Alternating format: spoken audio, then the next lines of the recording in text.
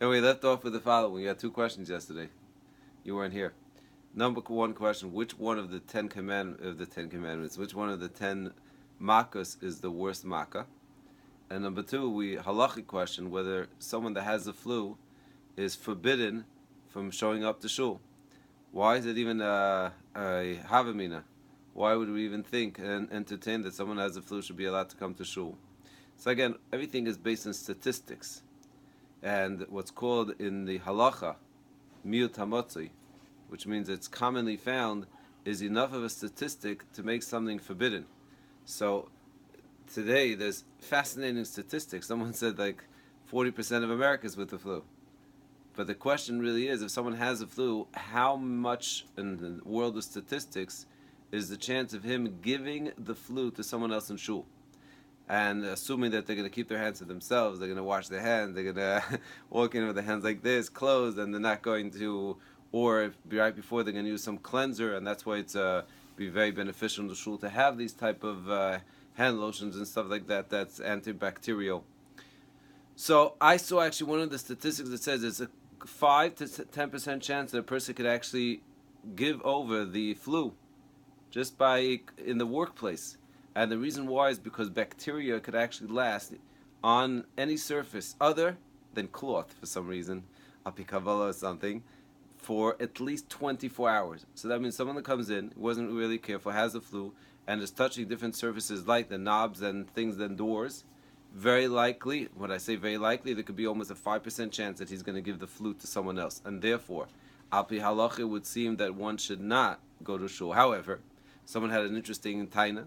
They said, what do you mean? Shema mitzvah layeda davara. There's a pasuk in Koheles that says someone that does a mitzvah is going to be protected. So I, that come to shul, I know everyone in shul anyway is protected. You'll tell me, you could argue, Mokum the Tshchia Chazek Shani, maybe if it's a place where it's common to get danger, you can't rely on that. Well, they're not relying on that. I'm relying on their reliance. So that's an interesting argument. Nevertheless, I still feel that it's, and it seems like I mentioned, I had spoken to a great place like in America who also agreed. He said, Avad, that person is not allowed to show up.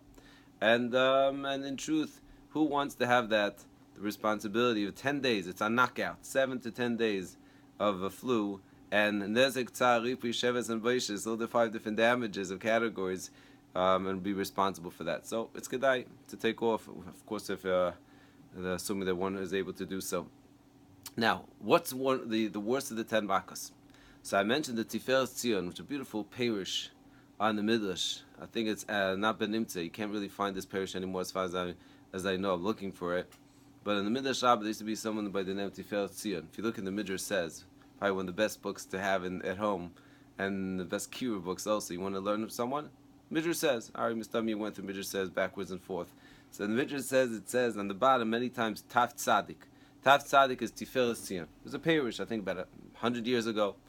And he writes that the worst makkah of all is the makkah of shchin. Why is that? He says because shchin was constant. If you look at the midrashim and the non-stop, like Ari, thank you for the depiction. And it all started also, what's interesting, is it's the only makkah that had Aaron, Moshe, and HaKadosh Baruch Hu involved in the makkah. It says that Aaron and Moshe were both supposed to take some soot from the ashes, throw it up into the air, and HaKadosh Baruch Hu turned it into boils. They had the involvement of all three. There's something special about shchin, even though it kind of goes unnoticed. Shchin boils, that was in the middle there. No, it's the worst. Why? There was never a second where a person had freedom. And if you think about it, as we mentioned, Paroi is not just some strange little character that's mentioned in Sefer Shmois that we read about each year.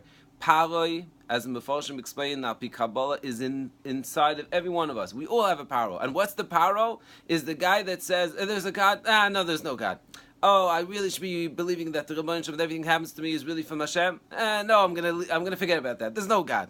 Constantly fighting that battle that existed and we read about, that's going inside of us every single day.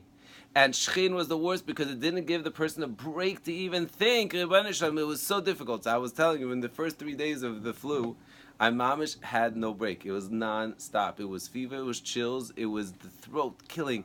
And I was thinking, give me a little bit of a break. I'll send the Jews out.